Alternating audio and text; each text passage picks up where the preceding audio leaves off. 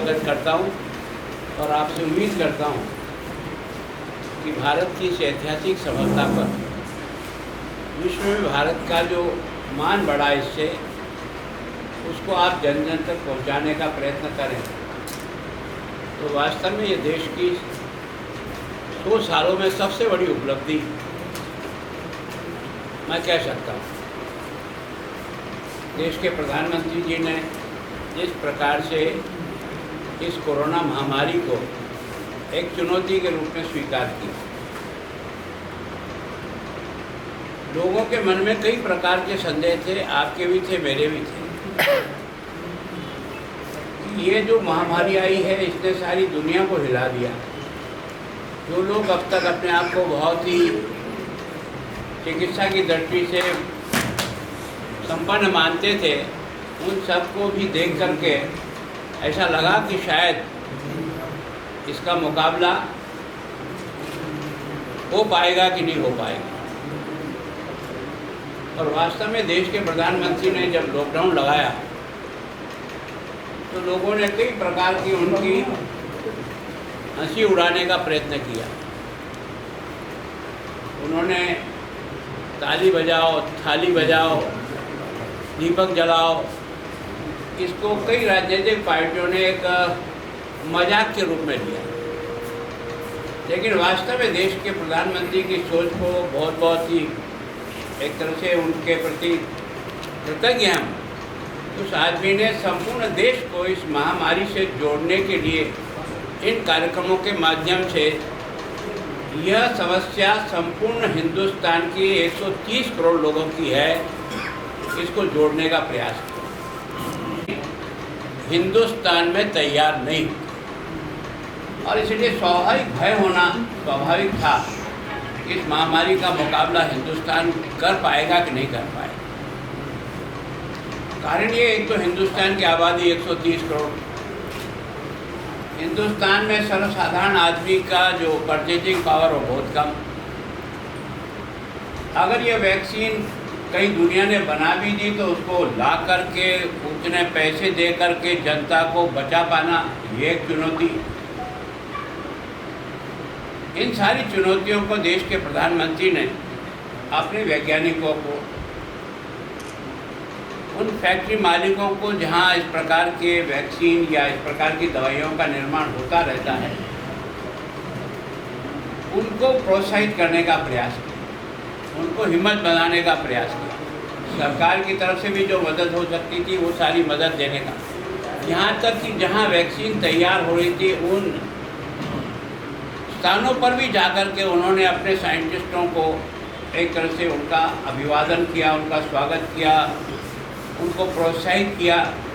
और उसके कारण से ये देश को पहली बार गौरव मिला कि भारत ने स्वयं अपनी 2 वैक्सीन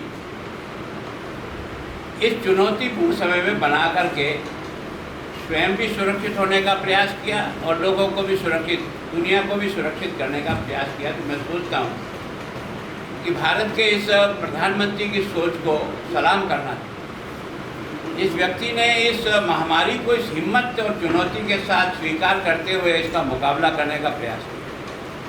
फिर दूसरी चुनौती ये थी कि इतने लोगों को वैक्सीन लगाने के लिए जो धन चाहिएगा, यह दुनिया का पहला देश है जिसने कल 100 करोड़ वैक्सीन लगा दी और मुफ्त वैक्सीन लगा दी।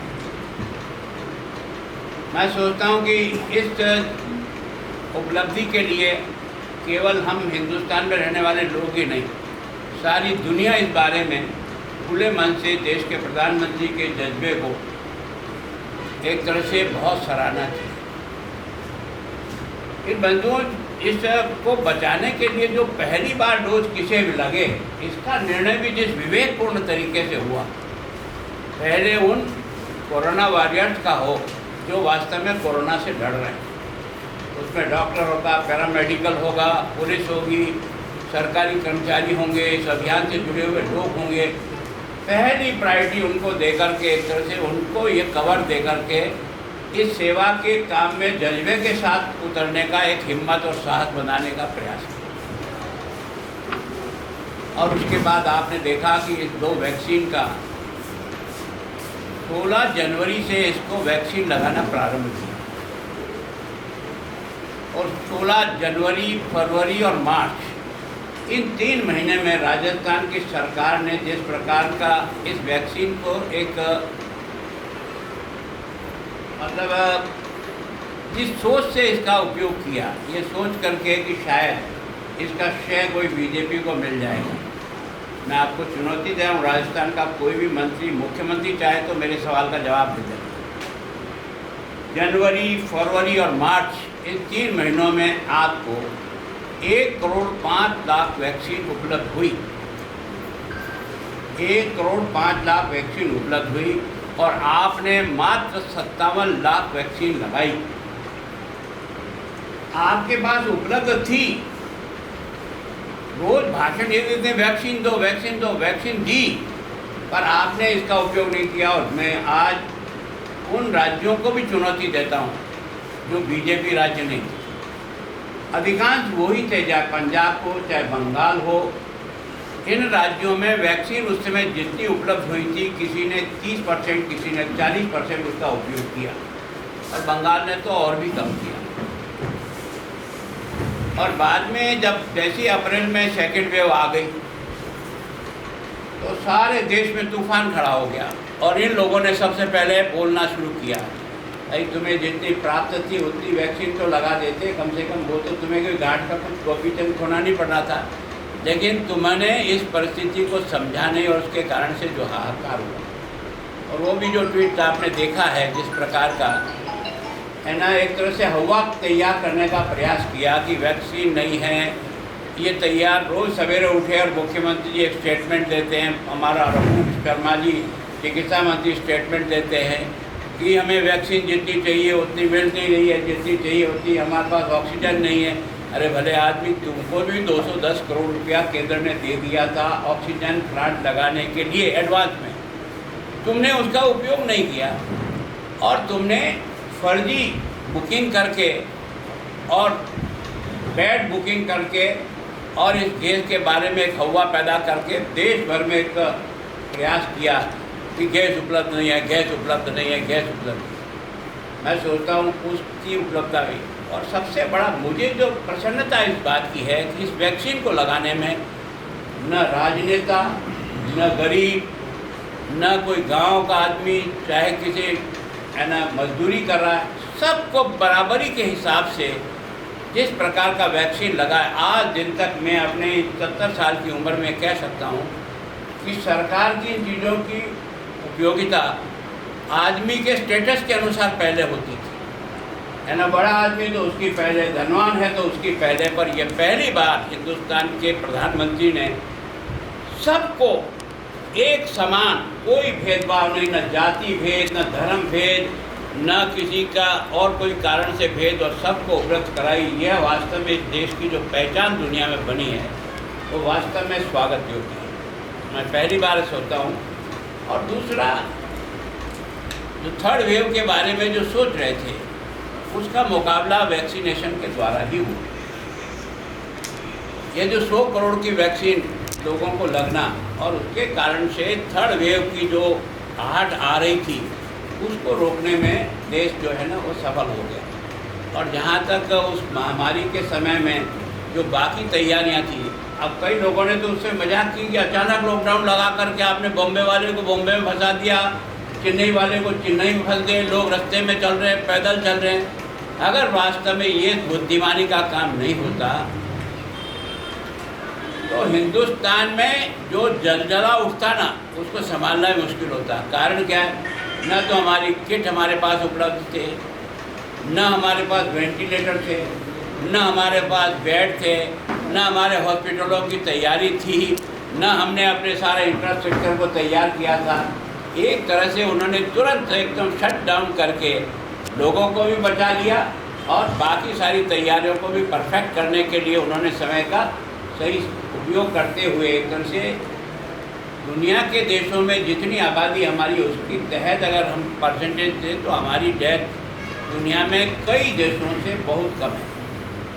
तो ये भी अपने आप में सामान्यतः दुनिया ये सोचती थी कि हिंदुस्तान इसका मुकाबला करेगा कैसे। हिंदुस्तान के बारे में सबको संदेह था पर देश के प्रधानमंत्री। और उसके बाद भी आपने देखा कि आर्थिक दृष्टि से भी इस चतुराई के साथ हिंदुस्तान को इस विपदा में से निकाला है ना। सारा व्यापार सब कुछ ठप हो गया, लेकिन उसको वापस निकालने के लिए जिस प्रकार से उन्होंने जो आत्मनिर्भर भारत का पैकेज दे करके लोगों को विभिन्न प्रकार की आर्थिक सहायता दे करके हर एक के खाते में पैसे डाल करके 20 करोड़ महिलाओं को वही रुपये 500 दिए होंगे, पर लगातार 3 किस्तें दे करके एक तरह से उसे बचाने का प्रयास किया। किसानों के खाते में 6,000 रुपया साल हर 4 महीने के बाद किस्तें डालकर उनको दिया। जितनी भी छोटी मोटी इंडस्ट्री थी उनको एसएमई में मदद करके जो है ना उद्योगों को वापस उठाया। और उन्होंने कहा लोकल वोकल है ना, स्थानीय उत्पाद को अधिक से अधिक ध्यान दो। और इसलिए उसका उत्पादन बढ़ाने के लिए तो आज देश एक तरह से आत्मनिर्भरता की और जो तेज़ी से आगे बढ़ा है। मैं सोचता हूँ इतना तेज़ी से दुनिया का कोई भी देश आर्थिक दृष्टि से इतना मजबूत इतने कम समय में नहीं हुआ जो हिंदुस्तान हो। मैं सोचता हूँ जिनको आलोचना करनी है वो केवल ये रोज ये 18 से लेकर 45 साल की आयु वाले का जो हवा खड़ा किया।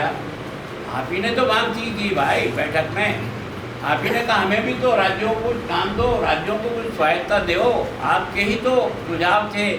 और इसके कारण से केंद्र ने एक बार निर्णय किया कि 18 से 45 आप लगाओ, कोई बात नहीं। लेकिन 1845 वाले एज को लगाने के लिए इन्होंने हमको अधिकार दो, टेंडर लगाया, ग्लोबल टेंडर किया, सब फेल हो गए। अंतोगत तो हाथ जोड़ के खड़े हो गए कि नहीं हमारे बस का रोग नहीं है, सारा केंद्र ही थे।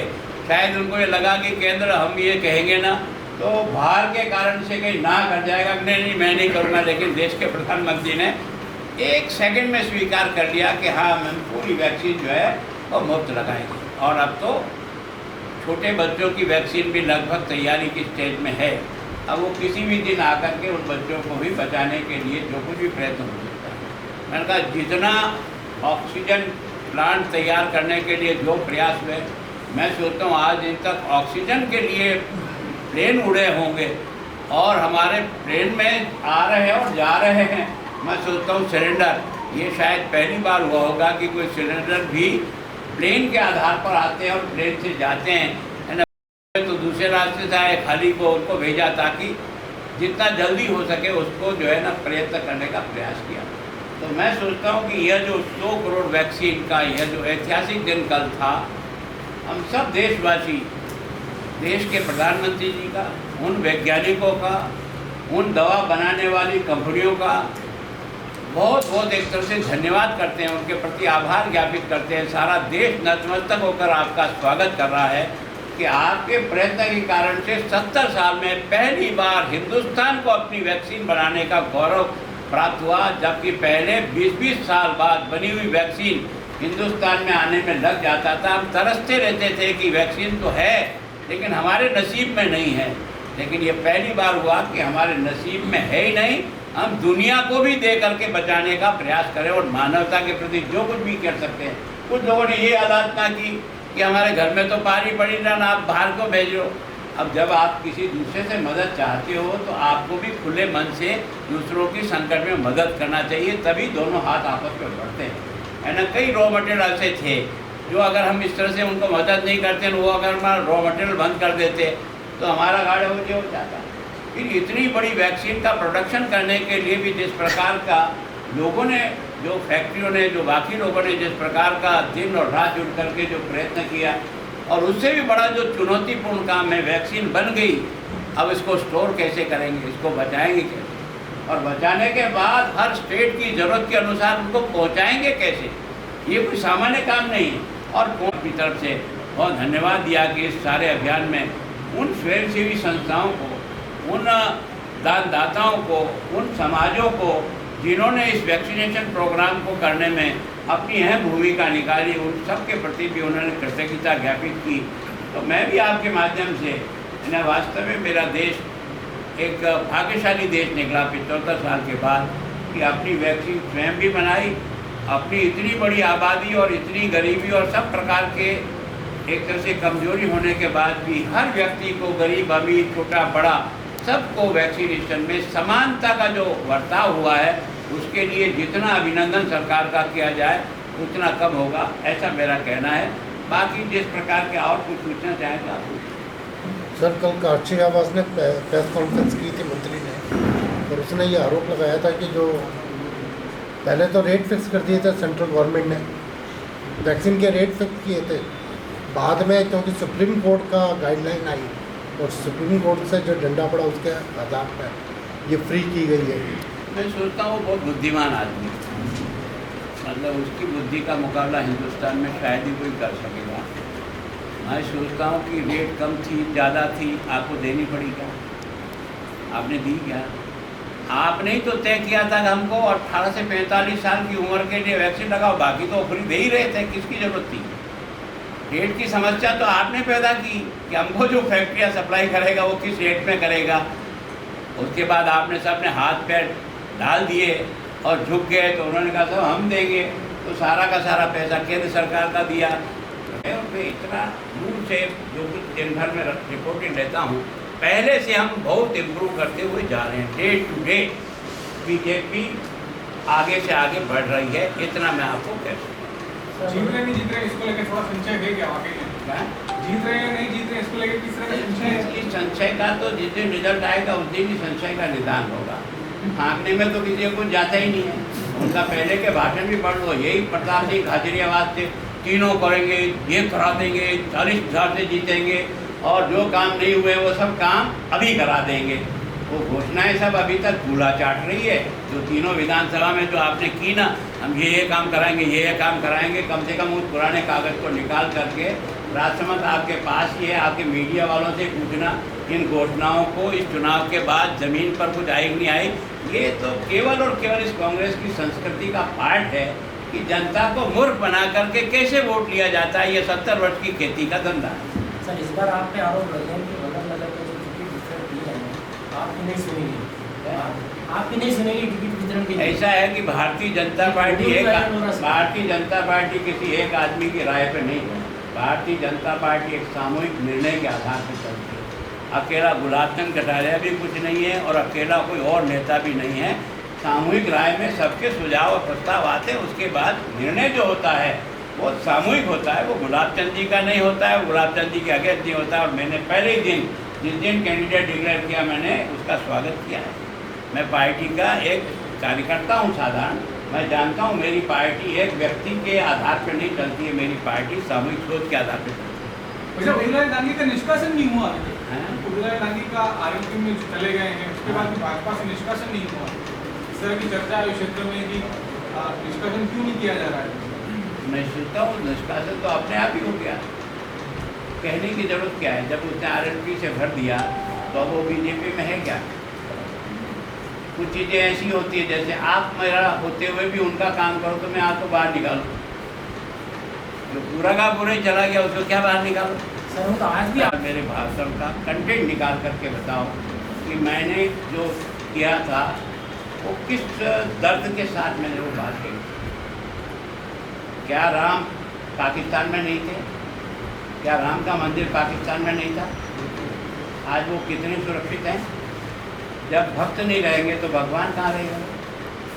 भक्त हैं तभी तक तो भगवान है, इससे क्या होगा? नहीं, क्या सर मतलब समझ में नहीं आया, भक्त और भगवान का जो आप समावेश बता रहे हैं। भैया मैं यह कि मान लो आपकी राम जी का मंदिर है किसी भी पाकिस्तान की शहर में, अगर वहाँ उसको पूजने वाले नहीं रहे तो भगवान वहाँ क्या करेगा? किसके भरोसे रहेगा? नहीं, आपकी बात नहीं करें सर, अभी जो रिसेंटली जो 2-3 दिनों में हुआ है। देखो, मैं सोचता हूँ मैं दूसरों के बारे में नहीं कहता, पर इतना मैं 100% कह सकता हूँ कि कांग्रेस और कांग्रेस के नेता इन 70 सालों में झूठ बोल करके जिस प्रकार से राजनीतिक खेती पकाने का प्रयास किया वो जग चुकी होगी। तो मैं सोचता हूँ जनता ने झाड़ू मार करके इस पार्टी को जो एक कोने में किया, यहाँ 22 साल तक इसका मुख्यमंत्री रहे, वहाँ एक एमएलए नहीं जीता सके, इसका मतलब आपकी मनोवृत्ति कहाँ है? जिस पार्टी के आप फॉलोअर हो, जिस पार्टी ने आपको इतना बड़ा बनाया, उस पार्टी को आप इतना दगा दे करके उसको सड़क पे लाके खड़ा कर देते हो, ये तो आपका पार्टी का प्रेम है। सर, रणजीत सिंह जी बिंडर अपने भाषण में बार बार कहते हैं कि वल्लभ नगर में बीजेपी को तो मैंने स्थापित की है।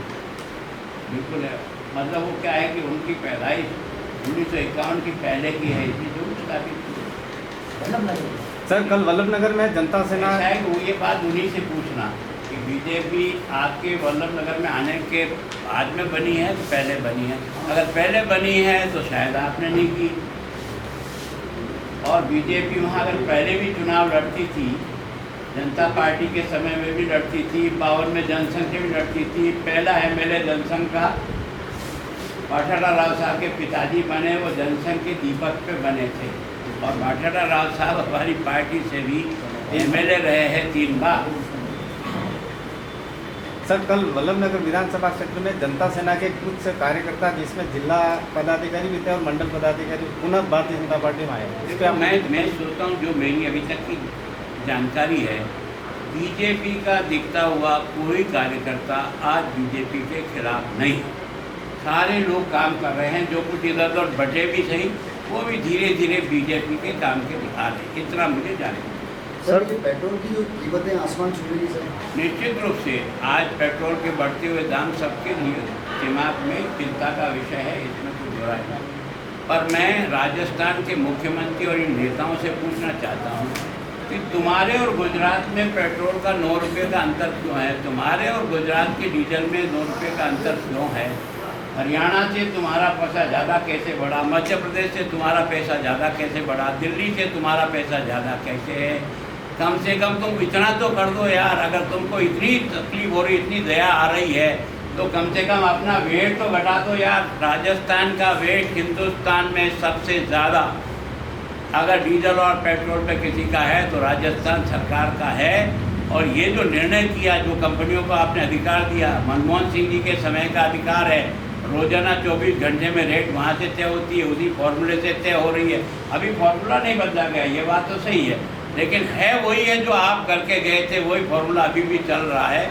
लेकिन राज्य सरकारें अगर वेट को कम करेगी तो कम से कम ये जो ब्लैक हो रहा है गुजरात से राजस्थान, राजस्थान से मध्य प्रदेश, इस कम से कम ये हरियाणा से दिल्ली से टैंक भरा के लाना और ड्रम रख के लाना तो बंद नहीं होगा। और आसपास के 20-30 किलोमीटर के जितने भी पेट्रोल पंप हैं वो आज ताला जड़ करके नहीं बैठते। सर एक सवाल और, सर जितने भी इंजीनियर्स हैं, ठीक है, वो यहाँ पर इंजीनियरिंग करने के बाद KPO और BPOs में जॉब कर रहे हैं सर, तो R&D research and development sector का क्या उदयपुर में शुरुआत हो सकता है सर? मैं एकदम इस बात को नहीं कह सकता हूँ, क्योंकि विषय बड़ा लंबा है। केवल और बात में कह देना मैं उसको नहीं, जब तक हमारी क्षमता क्या है, हम क्या कर सकते हैं, कितना कर सकते हैं। पर मैं इतना ज़रूर मानता हूँ कि इस प्रकार के टैलेंट बच्चों का टैलेंट ढंग से उपयोग होकर के देश के निर्माण में उनका योगदान होना चाहिए। उसके लिए जो भी मैकेनिज्म डेवलप करना है वो हमें करना पड़ेगा। मेवाड़ में RLP ने उदयलाल जी के मार्फत दस्तक दिया। ऐसा कुछ नहीं, RLP भी है, हमारे आदमी को आगे तिलक काट दिया तो इसके काट के क्या उनका जुड़ा हो गया क्या? सर लेकिन आपका आदमी जो था वो बड़ा मजबूत था और उसको भाजपा ने टिकट भी दिया। आप ये तो मान सकते हैं कि मजबूत प्रत्याशी चले भले वो भाजपा का हो, लेकिन RLP ऐसा है कि अपना अपना तर्क हो सकता है। जब पार्टी निर्णय करती है तो उसमें मजबूत और बेमजबूत नहीं रहता है, पार्टी का निर्णय सर्वोपरि रहता है। चाहे हम पार्टी में 2 वोट भी मिलते हैं पर पार्टी अनुशासन के साथ चलते हैं। हम हवा के साथ बहकर लड्डू खाने नहीं जाते हैं, कड़वा भी है, जहर भी है, तो संगठन के हिसाब से पीते और चलते हैं। सर टिकट वितरण को लेकर जो बड़े नेताओं में जो आपस में मतभेद हुए हैं उसकी परिणति क्या होगी? कोई मतभेद नहीं, कहाँ मतभेद दिख रहा है? आपको दिखा दें सामने आया क्या? ये मेरा चुनाव टिकट के बंटवारा नहीं होने के पहले का है। पहले की तो मैं अपनी राय रख ही सकता हूँ, उसमें मेरी राय को रखना कोई बात है क्या? निर्णय होने के बाद अगर मैं उसकी पालना नहीं करता हूँ तो मैं पार्टी का अनुशासन तोड़ता हूँ। क्या लगता है आपको कि 4 चतुर्थ मुकाबला हो गया? अभी 2-4 दिन और रुक जाओ, गाड़ी तो बढ़ रही है धीरे धीरे। पहले बहुत पीछे चल रहे थे, अब धीरे धीरे स्टेप बढ़ाया। आप सब लोग मेरे से ज़्यादा जानते हो, पहले से गति धीरे धीरे आगे बढ़ रही है। अब गति कितनी तेज़ी से आगे बढ़ी, 2-4 दिन में और जाके स्पष्ट हो। सर मुख्यमंत्री गहलोत कह रहे हैं, आज उन्होंने बयान दिया है कि ईडी और जो सीबीआई उनका डर बना रहे हो आप, जहाँ जहाँ राज्य उसका कारण है कि आपके लोगों का जैसा चरित्र रहा है ना, कोई कोयला खाकर जेल गया, कोई घास खा के जेल गया, कोई टेलीफोन के तार खा के गया, कोई मकान खा कर के जेल गया, कोई यूरिया खा के जेल हुआ, आपका वित्त मंत्री जेल की सीटों में जाकर जमानत पाया हुआ, कितने लोग तुम्हारे जमानत पे टूटे हुए हैं। अगर इस प्रकार के लोगों को अगर भ्रष्टाचारी बीजेपी का हो या कांग्रेस का हो, अगर उस पर छापा मारता हो तो धड़कते गाय को यार। मतलब तक अभी मैं डिटेल्स नहीं, मैंने कहा ना अभी हम बकअप कर रहे हैं, मैं अभी तक गया नहीं हूँ, जब तक फील्ड में नहीं जाता हूँ मैं, क्योंकि दरियावत तो मैं सारा ही घूम के आया हूँ और मैं आपको कह रहा हूँ कि जितना पहले से जीते हैं लगभग उसके अनकरीब हम पहुँच रहे हैं। न तो मैं दरियावत खुद जाता हूँ, नहीं, मुझे पार्टी कार्यक्रम बना के देती है तो मैं जाता हूँ। सर जनता अगर वल्लभनगर में सफलता नहीं मिलती है तो जिम्मेदारी पार्टी लेगी या टिकट दिलाने वाले नेता लेंगे? जो भी होती है वो पार्टी की, किसी एक आदमी की नहीं। निर्णय होता है वो पार्टी का, सफलता असफलता पार्टी। धन्यवाद। अब मैं आज मेरे थोड़ा सा खेत से अमरूद लाया हूँ यार, वो भी खाना। द कलर्स 18 उदयपुर न्यूज़ को सब्सक्राइब करें और हमेशा अपडेट रहिए।